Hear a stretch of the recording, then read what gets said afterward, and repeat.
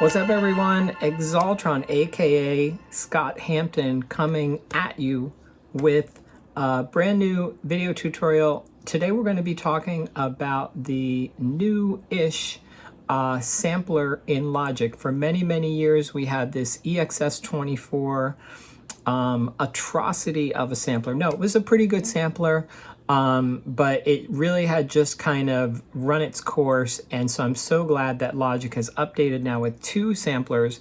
Quick sampler, which is great for slicing. That's definitely been covered by a lot of YouTube tutorials.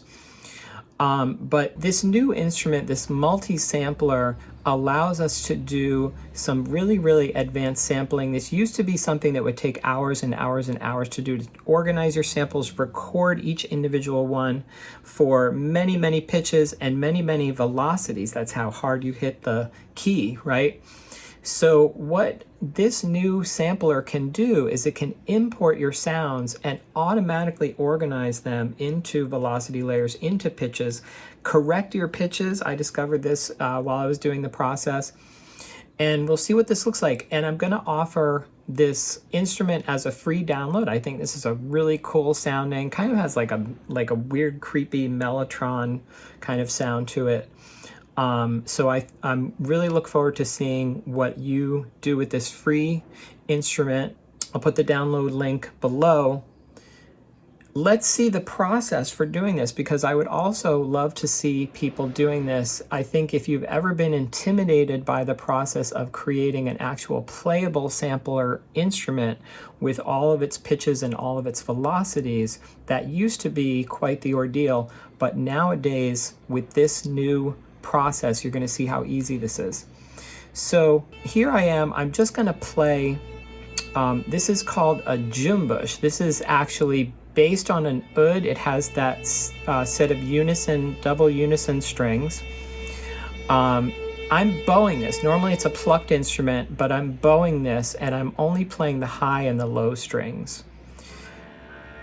What I tried to do here with the tuner was I tried to make sure that I was playing on pitch. I was kind of tracking, because there's no frets on this thing, so I was sort of tracking what notes I was playing. But it turns out that even if I was playing consistent pitches but slightly out of tune, the sampler is going to take care of that, and you'll see how that works.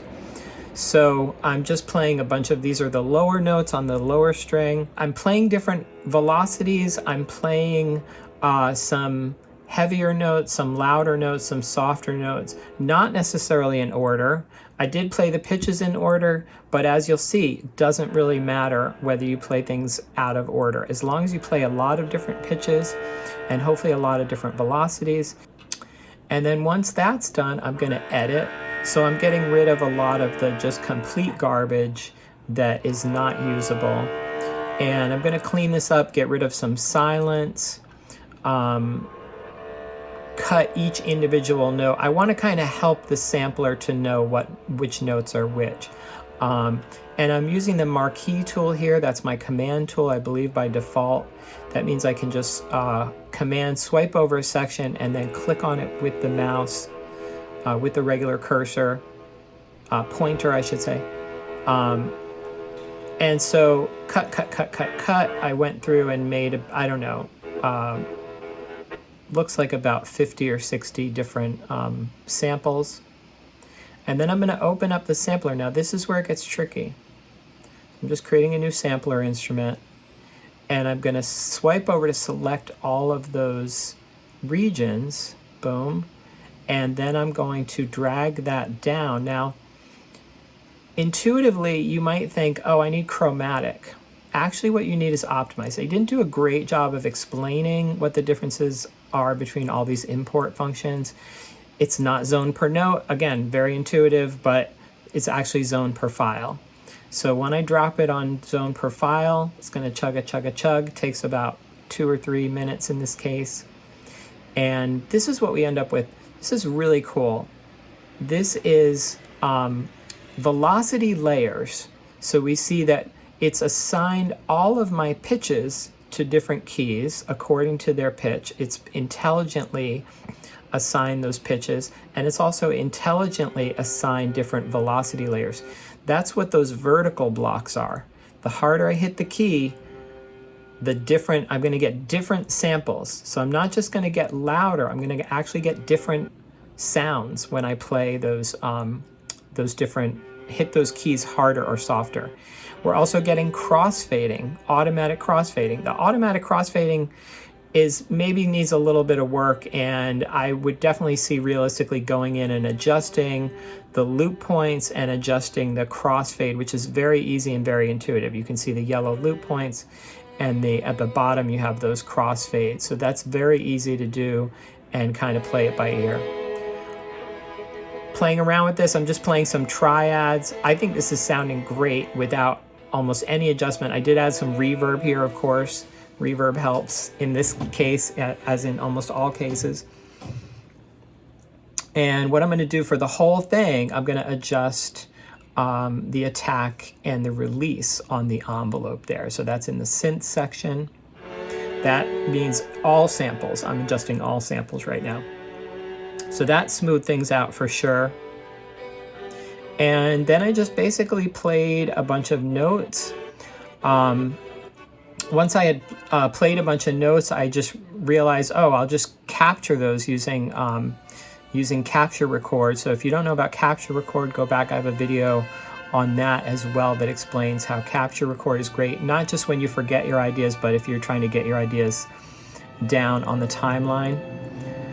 And then what I did was I went through here and sort of adjusted octave up and down my notes a little bit to thicken them, maybe thin out, take out some of those redundant notes. Now that I've copied them, I'm using option drag to copy those notes.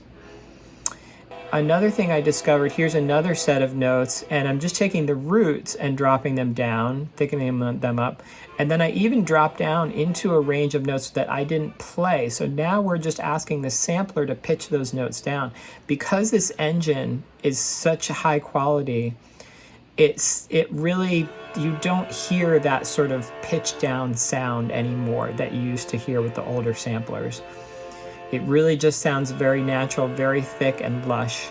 So I'm really super impressed with this. Anyway, that's pretty much it. I'm gonna put this sampler instrument on my website to download. I'll put a link in the description here. Definitely like, subscribe, etc. Go to my website, sign up for my mailing list where I will hit you with a lot of exclusive content, free downloads, that type of thing. Don't forget about my free interactive tutorial project in Logic, which goes through RetroSynth and allows you to, at your own pace, go through and do these exercises in Logic. Totally interactive, very unique, and I'll be saying more about that soon.